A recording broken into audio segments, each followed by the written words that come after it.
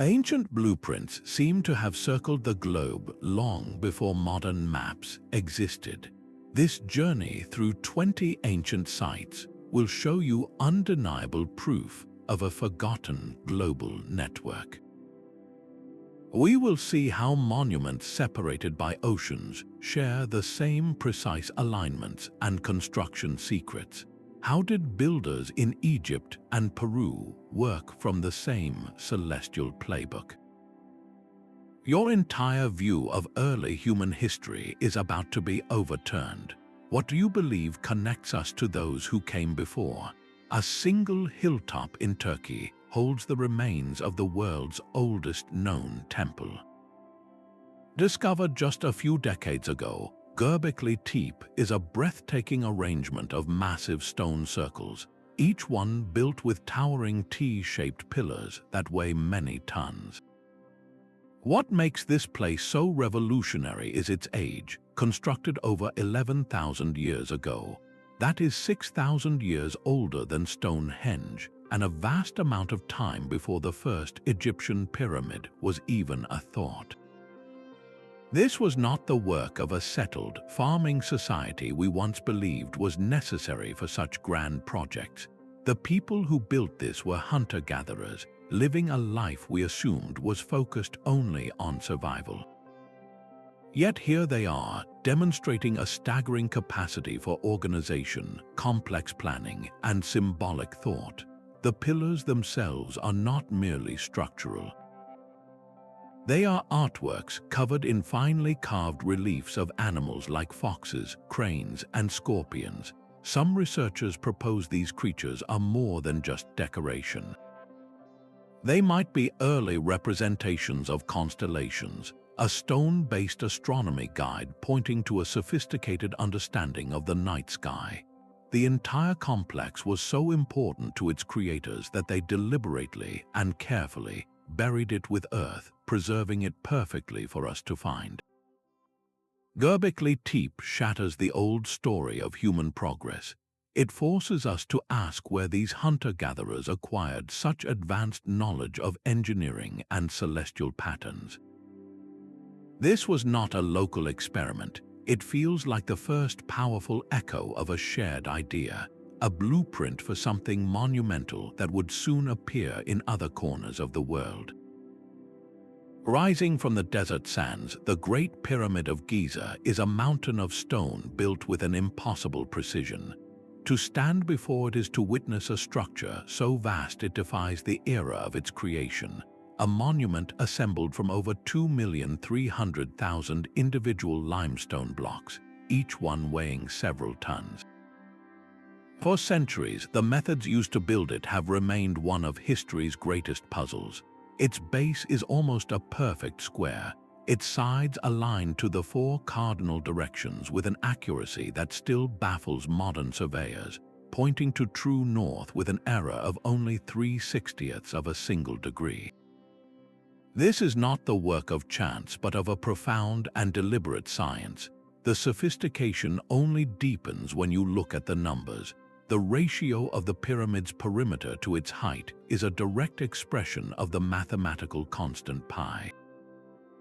Its internal chambers and narrow, angled shafts are not random features. They are precisely targeted passages, aligned with specific stars like those in the belt of Orion.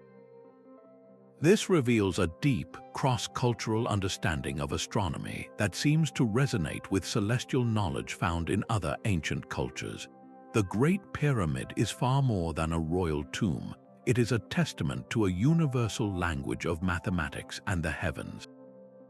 Its construction suggests its builders possessed a knowledge base that was not confined to the Nile Valley, but was part of a much wider, shared legacy of learning. This same legacy appears again, thousands of miles away, in a place that seems to hold a mirror to the pyramid's own celestial secrets. On the windswept Salisbury Plain, a stone circle captures the dawn light with breathtaking purpose. Each year at the summer solstice, the rising sun aligns perfectly with the heel stone, sending a shaft of light deep into the heart of the monument. This is no accident of construction. Stonehenge is a Neolithic masterpiece of engineering and astronomy, a sophisticated observatory built to track the complex movements of the sun and moon. Its builders possessed a knowledge so advanced that the site could predict eclipses and mark the changing seasons with unerring accuracy. The scale of their ambition is written in the stones themselves. The smaller bluestones were transported over 150 miles from the mountains of Wales, a journey that would have required immense coordination and a shared vision across a vast territory. This was a society capable of moving multi-ton rocks, suggesting a level of technical knowledge and social organization that we are only just beginning to comprehend. The geometry of the circle holds further secrets, like the ring of 56 pits known as the Aubrey holes. Researchers suggest these holes may have been a primitive computer used to track the moon's subtle 19-year cycle. This conceptual understanding of celestial patterns is not unique to Britain. We see the same focus on cosmic cycles in the star shafts of the Great Pyramid and the animal constellations carved at Göbekli Tepe. It is a recurring theme, a shared thread of inspiration that seems to connect cultures across impossible distances. This thread now pulls us away from the mists of England, leading to a site on the other side of the world where an entire city was designed as a reflection of the heavens. The city of Teotihuacan feels like a map of the cosmos carved directly into the earth. Walking its central artery, the Avenue of the Dead, you move between the towering pyramid of the sun and the pyramid of the moon, a layout so precise it could only be the work of master astronomers. The entire metropolis is rotated 15.5 degrees east of true north, a highly specific orientation. This was not a random choice. This exact same alignment is found in other ancient centers across the globe, and many researchers believe it was deliberately set to track the cyclical rise of the Pleiades star cluster, a celestial marker of profound importance to countless cultures. The evidence for a shared architectural language becomes even more compelling when you examine the very tools used to build this city. The builders of Teotihuacan employed a standard unit of measurement, now known as the Teotihuacan unit. Astonishingly, this exact same unit of measure appears hundreds of miles away in the great Mayan city of Tikal. Even more incredibly, it is nearly identical to the royal cubit used to construct the pyramids of Egypt. This cannot be a coincidence. It points toward the possibility of a standardized system of measurement, a common blueprint for sacred geometry that spanned continents and oceans. This city emerged seemingly from nowhere, a fully formed urban center with sophisticated water management, intricate apartment compounds, and a grid plan of breathtaking complexity. It feels less like a local invention and more like the application of a pre-existing, highly advanced tradition. How could such similar ideas about the cosmos, measurement, and city planning appear in cultures separated by impassable mountains and vast seas? That very question pulls our gaze south, toward a mountain range where another civilization built a city in the clouds, one that seems to answer this puzzle with stones that speak a familiar, universal language. High in the Andean clouds, Machu Picchu clings to a mountain ridge as if grown from the stone itself. This is not a city imposed upon the landscape, but one woven into it, a masterpiece of integration where terraced gardens cascade down steep slopes and temples are carved directly from the living rock. The Inca builders demonstrated a profound understanding of their environment, employing a technique called ashlar masonry. They cut massive granite blocks so precisely that not even a knife blade can slide between them, all without any mortar. This brilliant dry stone construction acts as a flexible joint, allowing the entire city to sway gently during earthquakes and then settle back into place, a secret of resilience that has preserved it for centuries. At the heart of this architectural wonder sits the Teotihuacan stone, an intricately carved granite pillar whose name means the hitching post of the sun. This was far more than a ceremonial object. It functioned as an incredibly precise astronomical clock. On each equinox, the sun stands directly above the pillar, casting no shadow at all, while during the solstices, the stone casts shadows in specific, meaningful directions. This allowed Inca priests to mark the passage of the seasons with absolute accuracy, a function that feels eerily familiar. It is the same purpose served by the standing stones of Stonehenge and the great obelisks of ancient Egypt. How could cultures separated by oceans and millennia develop such similar tools for reading the heavens? The connections do not end with solitary instruments. The entire layout of Machu Picchu is a reflection of a cosmic blueprint. Key structures are aligned with the rising and setting of the sun during the solstices, and the city itself is oriented toward sacred mountain peaks, or apus, which the Inca believed were divine beings. This philosophy, where architecture, astronomy, and sacred geography are fused into a single vision, is a recurring theme. We see it in the pyramid complexes of Egypt, designed as replicas of the celestial Ziggurat, and in the temple mountains of Angkor Wat, which mirror the stars of the Dragon constellation.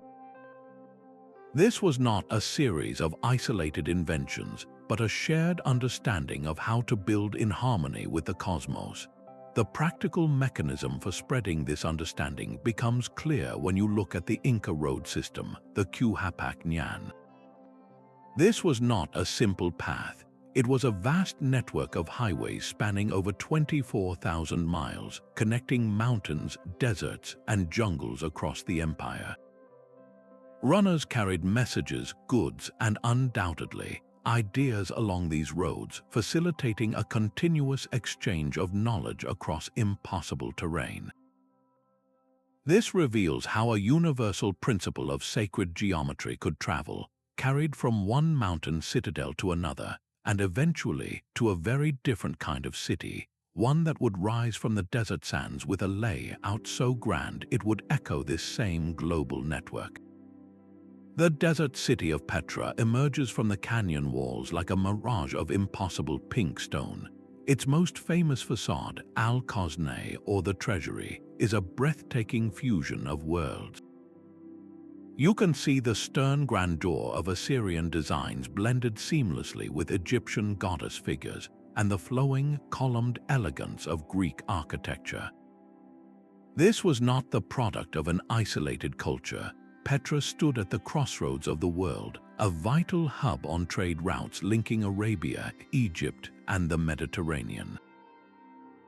Caravans laden with incense, silk, and spices did not just bring material goods, they carried a far more valuable cargo: ideas. Within these sandstone walls, knowledge of astronomy, innovative construction methods, and artistic styles from distant lands were shared, debated, and adapted into something entirely new.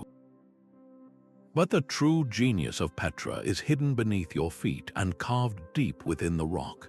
To flourish in this arid landscape, the Nabateans engineered a masterpiece of survival. They constructed an intricate network of dams, cisterns, and terracotta water conduits that channeled every precious drop of seasonal rainfall. This complex hydraulic system turned a desert into a garden, supporting a population of thousands with public fountains, lush gardens, and even swimming pools. This engineering marvel rivals the famous Roman aqueducts, yet it emerged from a completely different cultural context. How did they achieve this? The answer lies in their role as a global nexus. Just as goods moved along the trade routes, so too did technical knowledge. The principles of water management, along with celestial alignments used in city planning, were not invented in a vacuum. They were refined through a constant exchange between cultures, a conversation that spanned continents. This role of trade routes as a conduit for a shared intellectual heritage becomes even more striking when we turn our gaze from the desert caravans to the vast, open ocean. The Moai of Easter Island stand in silent vigil, their colossal stone faces gazing inland from remote coastal platforms. These monolithic giants, carved from compressed volcanic ash, are a staggering feat of artistry and engineering. Some of these statues tower over 30 feet high and weigh more than 80 tons. How did a people with seemingly simple technology move these multi-ton figures across miles of rugged terrain to their final resting places? The answer points to a society far more sophisticated than we once believed, one capable of complex planning and remarkable physical achievement. The most compelling theories suggest the Rapa Nui used a combination of log rollers, ropes, and a clever rocking motion to walk the statues upright across the island. This process would have required not just brute strength, but a deep, communal understanding of physics and leverage, a form of knowledge typically associated with much larger civilizations. The true mystery of Easter Island, however, is not just the how but the where. This is one of the most isolated inhabited places on Earth, a tiny speck of land over 2,000 miles from the nearest continent. In such extreme isolation, this advanced knowledge feels almost out of place. It strongly suggests the Rapa Nui were not alone. They were likely the westernmost outpost of an incredible Polynesian seafaring network, master navigators who crossed vast stretches of the open Pacific in double-hulled canoes. These voyages were not accidents. They were deliberate acts of exploration and colonization, guided by an intimate knowledge of the stars, the subtle patterns of ocean swells, and the flight paths of migratory birds. This was a living science of the sea, a wayfinding tradition passed down through generations. The connection to a wider world is carved into the landscape itself. The platforms upon which the Moai stand, known as ahu, are often precisely aligned with celestial events. Certain ahu are oriented to point toward the rising sun of the solstice, a deliberate act that echoes the solar observations at Stonehenge and the pyramid complexes of Giza. Here, on this tiny, remote island, we find the same universal impulse to build in harmony with the cosmos.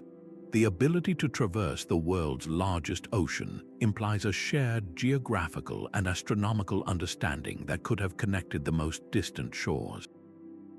If the Polynesians could reach Easter Island, what other lands might their incredible navigational skills have discovered? This question of transoceanic contact pulls our focus from the vast Pacific to another culture of master seafarers, whose own legendary voyages may have woven another thread into this global network of ancient knowledge. On the eastern coast of India, a monumental stone chariot stands frozen in time, its wheels eternally poised for a celestial journey. The Sun Temple of Konark is a breathtaking symphony in sandstone, an entire temple complex carved to represent the magnificent chariot of the sun god Surya. 12 pairs of elaborately carved wheels, each over 10 feet in height, are positioned along the sides of the main platform as if the entire structure is in motion. But these are far more than artistic decorations. Each wheel is a sophisticated and precise sundial. The 16 spokes of a wheel correspond to the 16 units of time in a day according to ancient Indian science, while the 8 broader spokes mark the 3-hour periods known as prahars. The shadows cast by these spokes would move with the sun, allowing a person to tell the time of day with remarkable accuracy simply by observing the stone. The entire temple was a colossal astronomical instrument, its main tower, or shikara, deliberately aligned so the first rays of the rising sun would flood the main entrance and illuminate the central deity within. This deep integration of architecture and cosmic order is a theme that resonates across the world. We see the same principle in the solstice alignment of Stonehenge and the starlit shafts of the Great Pyramid, a shared vision of building monuments that are both homes for the divine and precise machines for reading the heavens. The Temple at Konark is a powerful testament to a universal human quest to understand and codify time itself, a sacred knowledge that appears to have been a common thread in the tapestry of ancient global thought. This recurring fascination with solar cycles and monumental timekeeping pulls our investigation across the globe to a land where pyramids rose not in isolation, but as part of a grand, interconnected ceremonial plan. The Great Ziggurat of rose from the Mesopotamian plains as a stairway to the gods. This towering stepped pyramid, built over 4,000 years ago, was far more than a building. It was a cosmic axis, a physical bridge designed to connect the earthly realm with the divine heavens.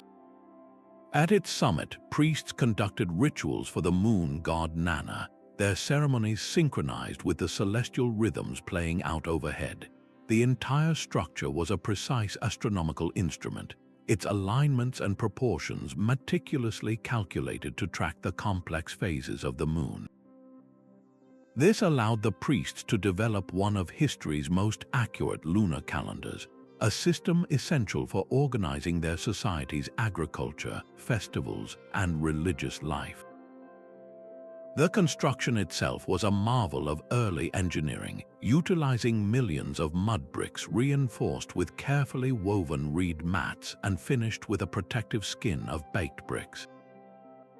Most telling of all, these bricks were not made at random. They were produced in standardized sizes based on a consistent unit of measurement. This systematic approach enabled the replication of such monumental architecture across Mesopotamia, from the ziggurats of Babylon to those of Uruk. It reveals a shared technical language, a common blueprint for sacred geometry that facilitated the spread of a unified cosmological vision. Here, as in Egypt and the Americas, we see the same profound impulse, a drive to build colossal platforms that reach for the stars and translate cosmic order into stone. This universal architectural language next finds expression in a very different form, not in a towering pyramid, but in the colossal stone heads of a mysterious civilization. Deep in the humid jungles of the Mexican Gulf Coast, the colossal heads of the Olmec civilization stare out from the past with an unnerving silence. Carved from single blocks of basalt, some of these monumental portraits weigh over 20 tons, their features strong and distinct, each one wearing a unique helmet. The stone for these giants was quarried from mountains dozens of miles away, across swamps and rivers. The sheer effort of moving them speaks of a society with incredible organizational skill and a unified purpose, yet the source of their distinct artistic style and advanced knowledge remains one of history's great enigmas. The Olmecs are widely regarded as the mother culture of Mesoamerica, the foundational layer upon which everything else was built. At their great city of La Venta, we see this genius laid out in a grand ceremonial plan. The site is dominated by a massive clay pyramid, one of the very first in the Americas, rising from the flat landscape as a man-made mountain. The entire complex, with its precise north-south alignment and carefully arranged mounds and plazas, is thought to be a vast astronomical observatory designed to track the cycles of the sun and stars. This was not just a city, it was a working model of the cosmos. What is truly staggering is that the Olmecs appear to have developed a complex calendar system, a form of writing, and a deep understanding of concepts like the mathematical zero, all seemingly from scratch. There are no clear local predecessors showing a gradual evolution toward this level of sophistication. It is as if this advanced intellectual tradition emerged fully formed. This sudden appearance of a complete package of knowledge, from astronomy to urban planning, strongly suggests another possibility. Perhaps the Olmecs were not inventing in isolation. but were instead the brilliant inheritors and adapters of a much older, wider network of information. This foundational knowledge, with its focus on cosmic order and sacred measurement, seems to echo a blueprint we have already seen, one whose origins might be traced back to a land of pyramids and a river that gave life to an empire. Buried deep beneath the desert sands of Abydos, the Osireion feels like a secret from a different age. This vast subterranean hall is constructed from colossal blocks of red granite, each one weighing many tons, fitted together with a stark, monumental simplicity. Stylistically, it is a complete anomaly in Egypt. It lacks the intricate carvings and refined columns of the New Kingdom temple that sits above it. Instead, its design is one of raw, overwhelming power, with stark walls and a central platform surrounded by a water-filled channel. It feels less like a temple from the age of the pharaohs and more like a relic from a far more ancient, almost mythical time.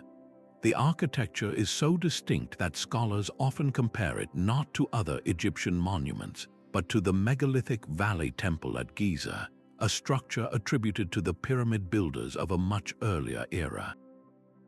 This creates a profound chronological puzzle. Why does this New Kingdom complex contain a core building that looks thousands of years older? The Osireion was dedicated to Osiris, the god of the underworld and rebirth, and its design, with its symbolic watery moat, was meant to represent the primordial mound of creation emerging from the waters of chaos. This suggests it was built to embody a very old tradition, perhaps preserving the architectural and spiritual blueprint of a lost epoch. The precision of its stone cutting and the logistical feat of moving and placing such massive blocks point to an engineering prowess that seems out of place in its official timeline. The Osireion stands as a powerful candidate for a missing link, a structure that may preserve the principles of an archaic, global school of masonry. This same cyclopean style, this same love for immense, perfectly fitted stonework, appears again thousands of miles away, in the heart of the Mediterranean Sea. On the sun-drenched islands of Malta, silent stone giants whisper of a forgotten world. The megalithic temples of Giza, dot above Gantija and Haga Kim, are the oldest free-standing structures on Earth, raised over 1,000 years before the Great Pyramid of Giza. They were built by a people who left no written history, their entire story told through the language of stone. These are not simple shrines, but vast, complex sanctuaries constructed with colossal limestone blocks, some weighing many tons. The facades curve inward in a graceful embrace, leading to a labyrinth of chambers, altars, and mysterious holes carved into the walls, perhaps used as oracles to channel voices from another realm. The builders possessed a secret that seems to defy their isolation, a profound understanding of sound and light.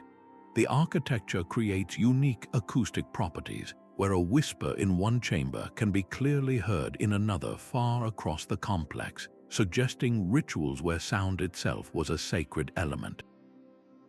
But their greatest knowledge was written in the sun. These temples are precise astronomical instruments. At Haga Kim, the entire structure is oriented so that during the summer solstice, the first rays of the rising sun slice through a special opening, casting a beam of light that moves deliberately across a stone slab, illuminating a specific area before fading away. This was not a one-time event. It required generations of patient observation to plot the sun's slow dance across the sky, and then encode that knowledge into immovable stone. This sophisticated understanding of solar cycles, appearing on a small Mediterranean island, feels eerily familiar. It is the same celestial principle that guided the builders of Stonehenge and the architects of the Sun Temple at Konark. How could a culture with no known contact with the wider world develop such an advanced and shared concept of sacred astronomy? The mystery only deepens with their disappearance. Around 2,500 years before the Common Era, this vibrant temple-building society vanished. The reasons are lost to time, but their legacy in stone suggests they were not an isolated anomaly. They were likely a vital part of a wider knowledge network, a sphere of shared wisdom that spanned the Mediterranean and perhaps even reached into the Atlantic. The advanced nature of their work, emerging with no clear local predecessors, forces a profound reconsideration. This was not a lone spark of genius, but the local expression of a pervasive, ancient wisdom tradition, a tradition whose powerful echoes now draw us toward a city of legends. Angkor Wat rises from the Cambodian jungle as a city of the gods carved in stone. This is the largest religious monument on our planet, a sprawling testament to a civilization that sought to replicate the cosmos itself. Its design is a breathtaking exercise in sacred geometry, a vast microcosm of the Hindu universe. The 5 iconic central towers represent the peaks of Mount Meru, the mythical axis of the world, while the immense surrounding wall and moat symbolize the mountain ranges and the cosmic ocean that encircles all of creation. This was not merely symbolic art, it was functional cosmology etched into the landscape. The entire complex is precisely aligned so that on the morning of the spring equinox, the sun rises directly over the central tower, a spectacular demonstration of the temple's role as a bridge between the earthly and the celestial. This precise solar alignment, mirroring the function of Stonehenge and the Great Pyramid, points to a shared global understanding of how to anchor sacred architecture to the rhythms of the heavens. The builders of Angkor Wat employed a standardized unit of measurement to achieve this harmony, a practice we have already seen linking the cities of Teotihuacan and Tikal to ancient Egypt. But their genius extended beyond the stones. They were masters of water, constructing an advanced network of canals and reservoirs that turned the city into a hydraulic engine. The massive barrage or reservoir was not just a practical water source, it was a symbolic recreation of the primordial waters from which the universe was born. Every gallery and bas-relief is a library in stone, encoding complex astronomical cycles and mythological narratives that fuse Indian cosmological ideas with a uniquely Khmer vision.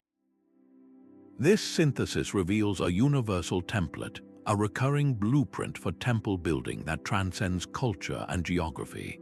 This same impulse to build a celestial mirror on Earth appears again, with stunning similarity, in a city constructed an entire world away. The Mayan city of Chichen Itza stands as a testament to a civilization that wrote its laws in stone and its calendar in sunlight.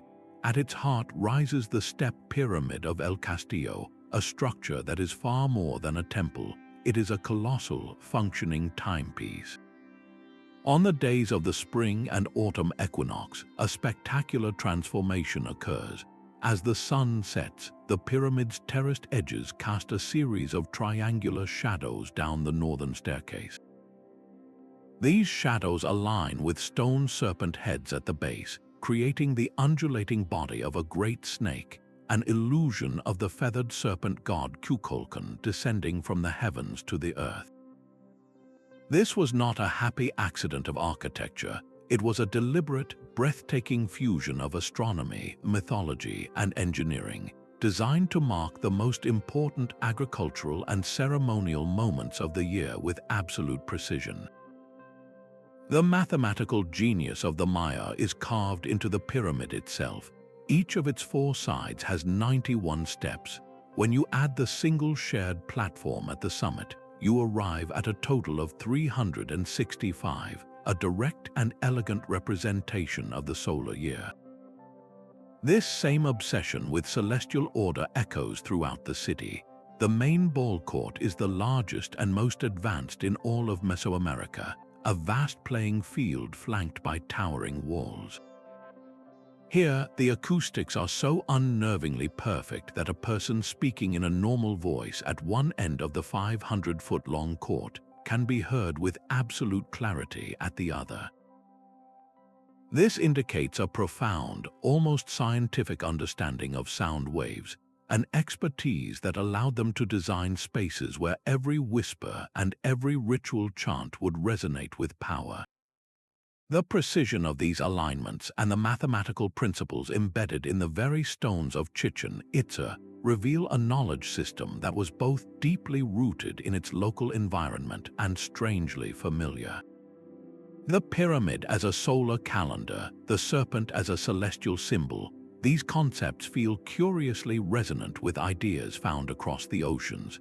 This compelling resonance pulls our investigation away from the familiar landscapes of Mesoamerica and toward the vast, open waters of the Pacific, where another island civilization built its own mysterious monuments to the stars. The Nazca Plains hold a secret written on a scale only the sky can read. Stretching across the arid plateau of southern Peru, an immense gallery of geoglyphs depicts spiders, hummingbirds, monkeys, and intricate geometric forms, some stretching over 900 feet long. These lines are not shallow scratches, but a masterpiece of negative space created by carefully removing the dark, sun-baked pebbles to expose the lighter, sandy soil beneath. This technique created stark, enduring images, but it raises a fundamental question. How could the Nazca people design and execute such perfectly proportioned figures, some as complex as a spiraling monkey tail, without ever seeing their work from above? The answer lies in a profound understanding of geometry and surveying. They likely used a system of stakes and ropes, scaling up small models with mathematical precision, a technique that would have required a shared, standardized unit of measurement and an ability to maintain straight lines and perfect curves across miles of rugged terrain. This points to a society with advanced technical knowledge, capable of large-scale, coordinated projects that transformed the entire landscape into a sacred canvas.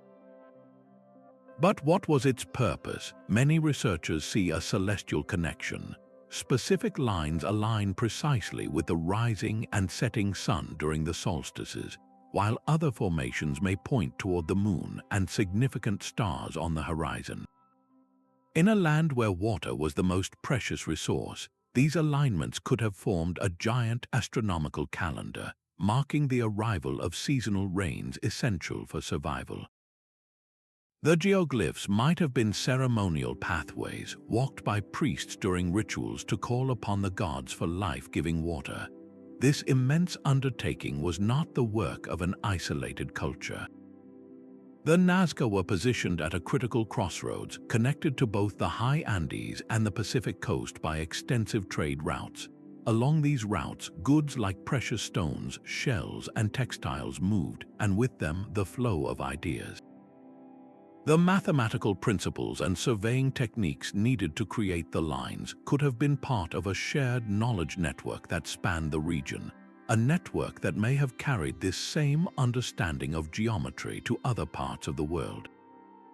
The sheer scale and mystery of the lines deepen the enigma of pre-Columbian knowledge, a puzzle that takes an even more tangible form with the discovery of hundreds of perfectly shaped stone spheres found in another distant landscape. Deep in the river deltas of Costa Rica, hundreds of perfectly round stone spheres lie scattered, as if a giant's marbles were left behind in the jungle. Carved from a hard stone called granodiorite, these objects are masterpieces of precision. Some are over 2 meters in diameter, yet their surface is so perfectly curved that the deviation from a true sphere is often less than a single centimeter. The people who created them did so using stone tools, a fact that makes their achievement all the more astonishing. The process likely involved a deep understanding of the material itself, perhaps using cycles of heating and cooling to make the rock more workable, followed by painstaking pecking and grinding to achieve that impossible smoothness. This was not a random act of carving, but a deliberate, systematic pursuit of geometric perfection. The mystery of these spheres is not just how they were made, but why. Some were discovered arranged in specific patterns, lines and triangles that point toward significant mountains or to the positions of the sun and stars. This suggests they were more than just art. They were a physical language used to mark the land with celestial or social meaning, a practice that resonates powerfully with the astronomical alignments of stone circles and pyramids across the world. The creation of such perfect forms, so unique in the Americas, points to a universal human impulse. It reveals a shared intellectual fascination with pure geometry, a drive to impose perfect, abstract order upon the natural world. This same drive to shape the landscape with profound geometry pulls our focus across the ocean to an island where the very soil was rearranged into a pattern of colossal earthworks. The sprawling fields of Konark hold a silent army of stone. Over 3,000 ancient standing stones, known as menhirs, march across the French countryside in near-perfect parallel lines, a monumental arrangement that stretches for more than 4 kilometers. This is not a random scattering of rocks, but a deliberate, geometric landscape designed with a purpose that still echoes across the millennia. The sheer scale is almost incomprehensible, representing a society with the power to coordinate a vast labor force, to quarry, transport, and precisely position thousands of multi-ton stones. What drove such a colossal communal effort? Leading theories suggest these stones were far more than territorial markers. They may have formed a vast open-air temple, a place for gathering and ceremony under the open sky. More compellingly, the specific alignments of certain rows correspond precisely with the rising and setting points of the sun and moon at key times of the year. This indicates the entire complex could have functioned as a sophisticated calendar, tracking celestial cycles to mark the solstices and equinoxes, guiding the agricultural and ritual life of an entire culture. The repetition of this precise, linear motif across the landscape reveals a cultural commitment to a shared vision, a common architectural language that we see in other megalithic sites from the British Isles to the Mediterranean. Konark stands as undeniable proof that the knowledge required for such grand projects was not a local secret, but part of a widespread Neolithic tradition, a shared intellectual heritage that spanned the European continent. This tradition of erecting stones in cosmic patterns was so powerful, so deeply understood, that it raises a staggering possibility. Could this same knowledge have crossed oceans, carried by the same seafaring cultures whose navigational skills we have already witnessed? Beneath the clear waters off Japan's Yonaguni Island, a colossal stone structure emerges from the seabed. Its stark, geometric forms seem to defy the random artistry of nature, presenting a monumental staircase with sharp, 90-degree angles and wide, level terraces that descend into the deep blue. For decades, this submerged formation has ignited a passionate debate among researchers. Is it a breathtakingly complex natural structure, shaped by tidal forces and seismic shifts, or is it the work of human hands, a constructed monument from a time when this land was dry? The features are undeniably compelling. Perfectly straight channels run along the rock, and what appear to be carved steps lead to open platforms. If these forms are artificial, their creation would date back over 10,000 years, to a period when sea levels were dramatically lower during the last ice age. This timeline places its construction in a prehistoric era we have long assumed was devoid of such advanced architectural ambition. The potential implications are staggering, suggesting a culture with the stone-working skill and organizational capacity to shape the very bedrock, all while much of the world was still in the grip of glaciers. Stylistically, the monument's terraced, angular design feels strangely familiar. It echoes the massive, precisely cut stone platforms found at sites like Sacsayhuaman in Peru or the sunken courtyards of Puma Punku in Bolivia. This resemblance is not a perfect match, but it carries a similar aesthetic, a shared language of monumental stone that speaks across the vast expanse of the Pacific Ocean. How could such a specific architectural style appear in two parts of the world separated by the planet's largest body of water? The Yonaguni Monument forces us to confront a radical possibility that a pan-Pacific network of knowledge existed in the deep past, its connections now broken and submerged by rising seas. This underwater enigma makes one thing clear: our current map of the ancient world is incomplete. We have been searching for connections on dry land, but the most profound links may lie hidden beneath the waves, on continental shelves that were once home to thriving, sophisticated communities. Beneath the waves off India's coast lies a legend given form. Ancient Sanskrit texts describe the golden city of Dwarka, a glorious kingdom built by Lord Krishna, protected by towering gates and filled with majestic palaces before the ocean rose to claim it. For centuries, this was considered a beautiful myth, a story of divine power and a lost world.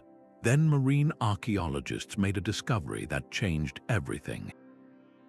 Submerged stone structures emerged from the seabed, massive masonry blocks, pillars, and scattered pottery that date back at least 3,500 years.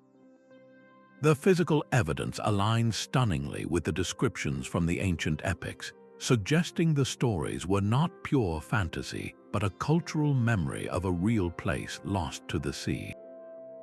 This revelation connects Dwarka to a profound pattern found across human cultures: the Great Flood narrative in the Mesopotamian epic of Gilgamesh, Plato's description of a sophisticated civilization called Atlantis sinking beneath the waves in a single day and night. These are not isolated tales.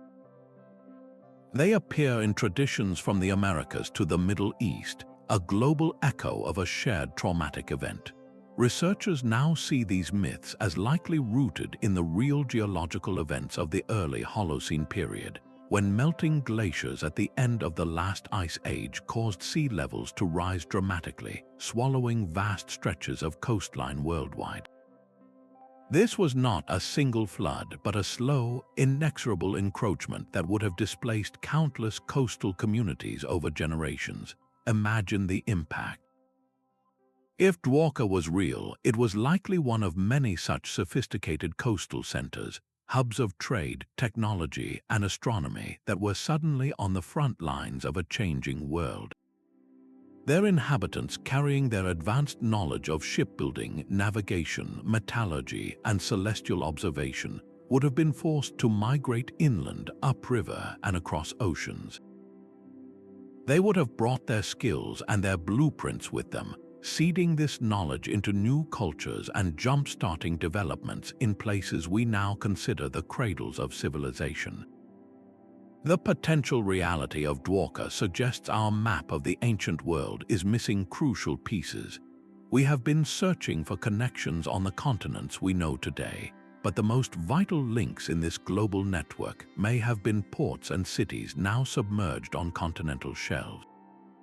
The loss of these coastal centers could explain the sudden, seemingly miraculous appearance of advanced skills in other parts of the world, not as independent inventions, but as a transfer of knowledge from sinking shores to rising cultures. This idea of a lost coastal civilization brings our journey across the terrestrial world to a close, pointing toward a final, profound possibility hidden not on land, but deep within the earth itself. The stone walls of Great Zimbabwe curve gracefully against the African sky, a breathtaking display of power and precision built entirely without mortar. For centuries, this sprawling complex was the vibrant heart of a kingdom that flourished from the 11th to the 15th centuries, its influence stretching across the continent. The masterpiece of the city is the Great Enclosure, a vast circular wall constructed from thousands of individually shaped granite blocks. each one fitted to its neighbor with such skill that the structures have endured for nearly a millennium.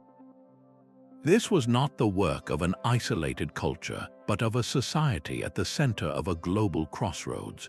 Within these very walls, archaeologists have unearthed delicate Chinese porcelain and shimmering fragments of Arabian glass, silent witnesses to a thriving trade network that linked the African interior to the bustling Swahili coast and the vast Indian Ocean beyond.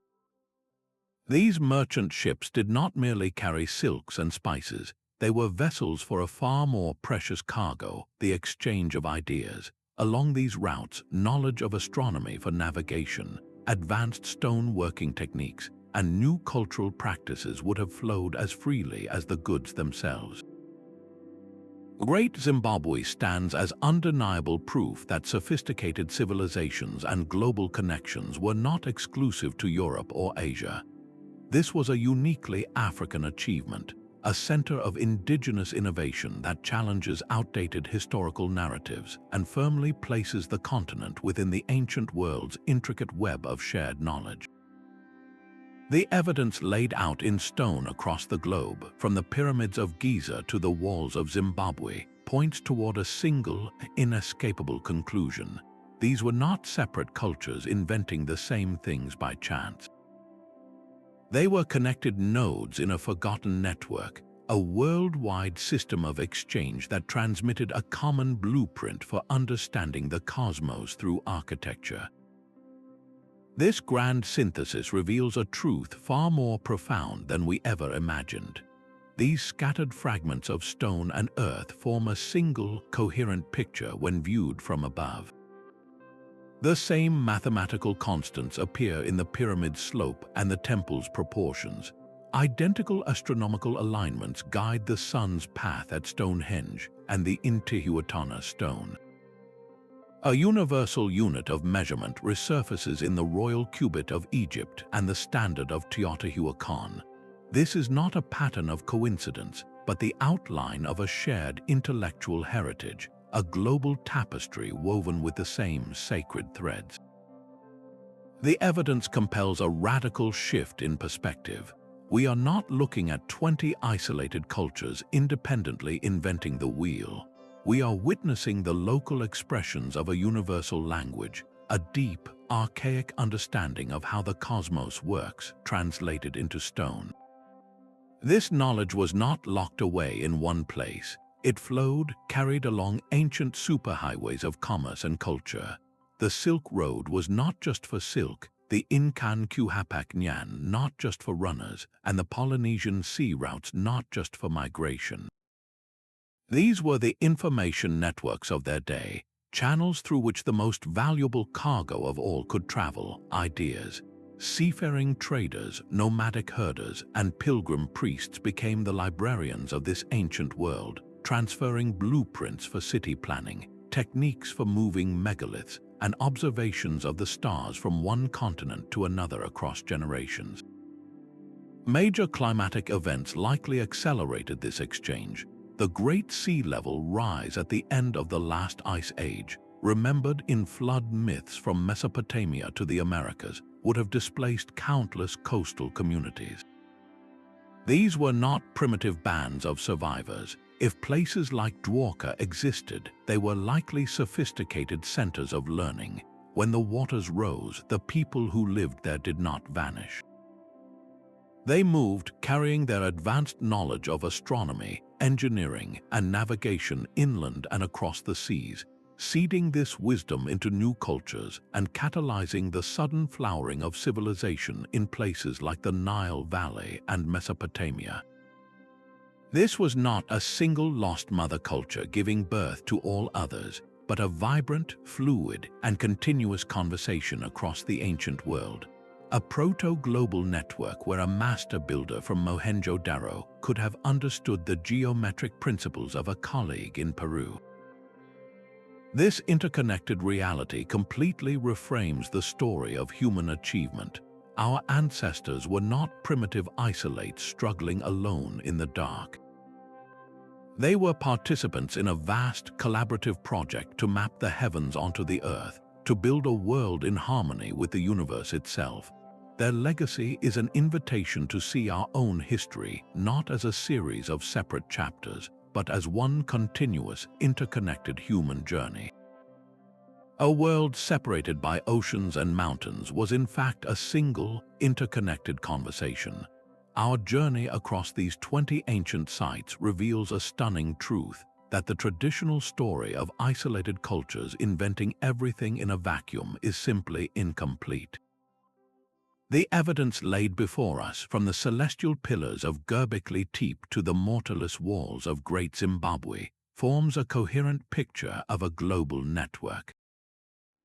This was a world where a profound knowledge of astronomy, engineering, and sacred geometry flowed freely, transcending what we once believed were insurmountable barriers of distance and time. The uncanny similarities in design, alignment, and purpose are not a series of random coincidences.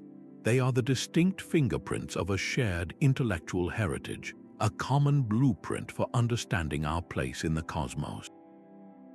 This realization fundamentally reframes our ancient ancestors. They were not primitive isolates struggling alone in the dark. They were active participants in a vast, collaborative community, striving to harmonize human life with the universal order, encoding their collective wisdom into stone for us to rediscover. Let this journey inspire you to look upon the world's ancient wonders with new eyes. See them not as separate, isolated mysteries, but as individual chapters in a single, grand story of human ingenuity and connection. We would love to hear which of these sites you find most compelling. Share your thoughts in the comments below and subscribe for more deep dives into the incredible mysteries of our shared